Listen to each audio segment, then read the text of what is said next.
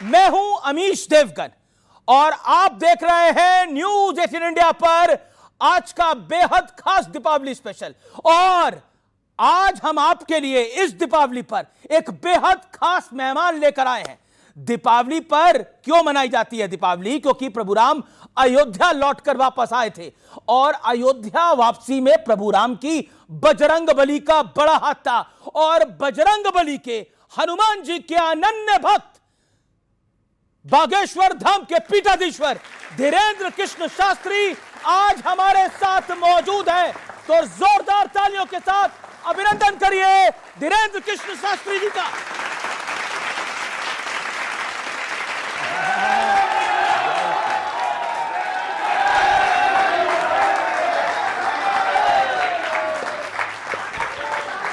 स्वागत है आपका बाबा। बहुत बहुत धन्यवाद। आप कैसे हैं?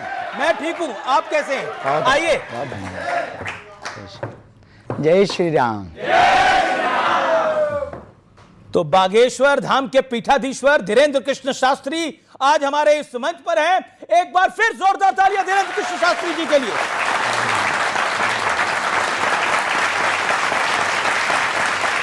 बाबा राम राम। राम राम। जय श्री राम। कैसे हैं आप? बड़े लंबे वक्त बाद आपसे ऑन कैमरा मुलाकात हो रही है। हाँ, कैसे हैं आप? बहुत कुशल मंगल है? हनुमान जी की बहुत कृपा है, जी रहे हैं। भगवान जहां जहां डुलवा रहे हैं तो डोल रहे हैं। एक हनुमान भक्त के लिए दीपावली का मतलब क्या है आपकी राय में? हमारे लिए तो देखो, प्रभु श्री राम जी घर पर आए, अयोध्या में आए, इसलिए दीपोत्सव मनाया जाता, माँ लक्ष्मी का पूजन होता। हनुमान भक्त के लिए अभूतपूर्व है प्रभु श्री राम की भक्ति। राम काज करवे को आतुर, राम जी के काज करने, प्रभु चरित्र सुनवे को रसिया, राम रसायन तुमरे पासा। हनुमान जी के जीवन में राम का अभूतपूर्व कार्य है और राम जी की अभूतपूर्व कृपा है। तो दीपावली पर यही है कि यदि आप हनुमान जी की भक्त हैं और हनुमान जी की साधना करते हैं तो दीपावली का उत्सव यूं मान करके चलिए कि बाहर तो दीप जलें, अंदर भी राम की भक्ति का दीप प्रज्वलित हो जाए। अच्छा, त्योहारों के मौसम है और दीपावली है। प्रधानमंत्री की अपील है कि स्वदेशी अपनाएं। बहुत बढ़िया है। क्या कहना चाहते हैं? आपको लगता है देश के लोगों को चीनी नाइट नहीं लगानी चाहिए? कोई भी देश की क्यों लगाएं? चीनी ही क्यों, किसी भी देश की क्यों, अपने देश की क्यों ना लगाएं? अपने देश का उत्पादन बढ़ेगा। और बुरा ना मानना, हो सके तो लाइट से ज्यादा, हो सके तो मिट्टी के दिए जरूर खरीदें। जी, मेरा अगला सवाल है कि पटाखों से, दीपावली पे आप पटाखे चलाते हैं? हाँ, खूब फोड़ते हैं। तो फिर तो बड़ा पोल्यूशन होता होगा। हाँ, होता है। और इससे कई लोगों को एलर्जी दीपावली, है। सुनिए साहब, दीपावली पे प्रदूषण होता, होली पे हम खूब रंग डालते हैं, पानी भर भर के डालते हैं, लेकिन ये ज्ञान दीपावली पे ही क्यों दे रहे हो? बकरीद भी तो आती, सड़कें खराब नहीं होती ना? हाँ, तो उस पर भी ज्ञान दीजिए। लेकिन पटाखे चलाने से प्रदूषण तो थोड़ा होता बिल्कुल होता है। तो बड़ी ऐसी सेंसिटिव जगहों से बचना चाहिए। हमारे यहाँ तो सब खुला है साहब, गांव का काम है, गांव में ऐसा कोई प्रदूषण नहीं है, तो प्रदूषण नहीं करना चाहिए, ये बात सही है। एक सवाल मेरा ये है, लेकिन पटाखों पर ही, हमारे सनातन धर्म के त्योहार पर ही टिप्पणी करनी चाहिए, ये बात सही है। कई लोगों को एलर्जी है इससे। कई लोगों को सब चीजों से एलर्जी है। हमें तो बहुत सी चीजों से एलर्जी है, तो सुन कौन रहा है? हमें तो ब्रिज में बिकने वाले मांस मंद्रा से एलर्जी है, हमारी सुन कौन रहा है? जी, लेकिन मेरा अगला सवाल यह है कि आजकल हम ये देखते हैं कि कोई भी त्योहार हो, दीपावली हो, होली हो, उसमें मांस मदिरा की बहुत बात होती है और पार्टी कल्चर बहुत है। अब दीपावली को कार्ड्स पार्टी के साथ सिर्फ जोड़ दिया गया है, यानी ताश खेली जाती है। कि इस पर आप कुछ कहना चाहते हैं? ये कुसंस्कार है, ये कुछ लोगों ने मनोरंजन, पर शहरों में बहुत हो रहा है। देखिए, कुछ लोगों ने अपने स्वाद के लिए इसको फेस्टिवल से जोड़ दिया है, अपने स्वार्थ के लिए।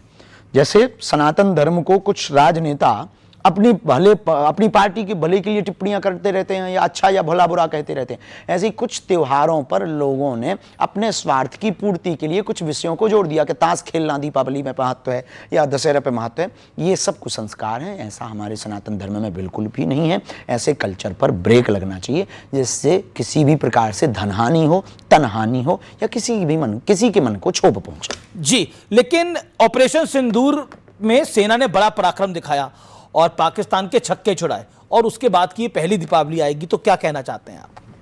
ऑपरेशन सिंदूर के बाद की यदि पहली दीपावली है तो एक दीप शहीदों के नाम, और एक दिया भारत की सेना को।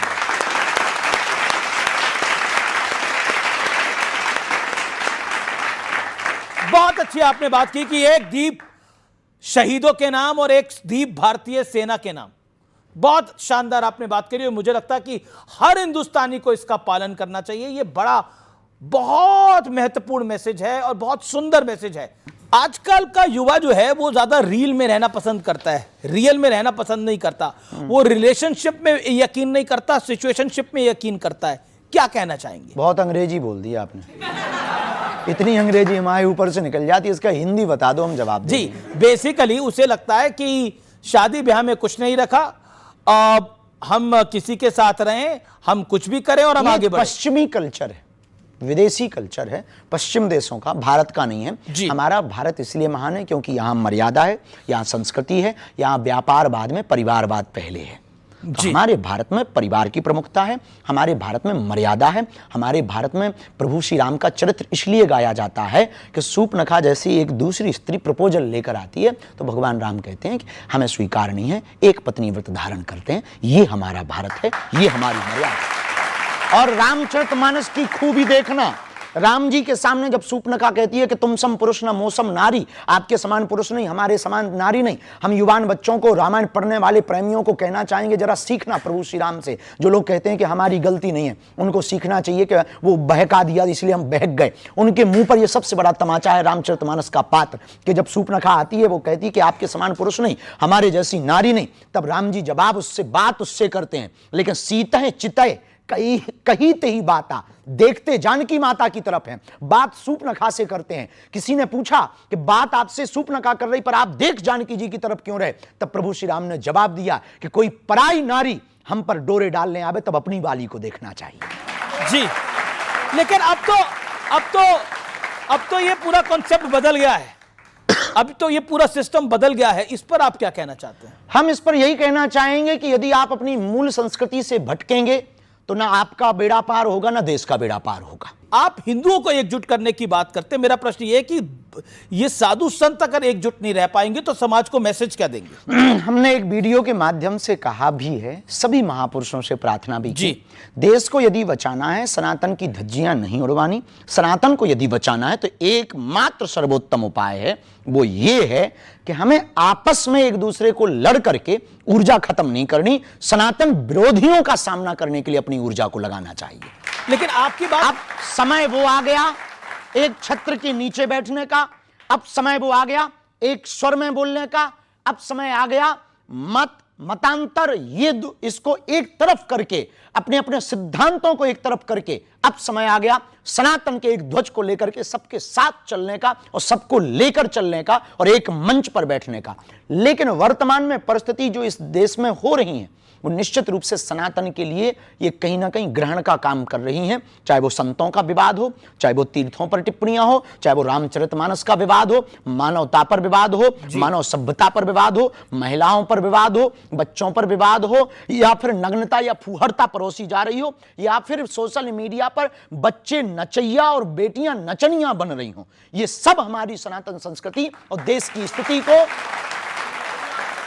बुरा ना मानना, ये देश की स्थिति को न जाने किस तरफ ले जाया जा रहा, हमारा माना कहना यही है। सभी आचार्यों से, आपकी मीडिया को, न्यूज़ 18 को सब लोग देखते हैं और हम कहेंगे कि आप हमें बोलने का मौका दें और ये कहना चाह रहे हैं कि कृपा करके हमारी बात को अन्यथा ना लें। अब संतों से प्रार्थना है, वीडियो ना खेलें, यदि लड़नी है तो एक बंद कमरे में एक दिन बैठ लें और जो होना हो सो हो जाए। वीडियो खेल करके दूसरों को उंगली उठाने का मौका ना दिया जाए।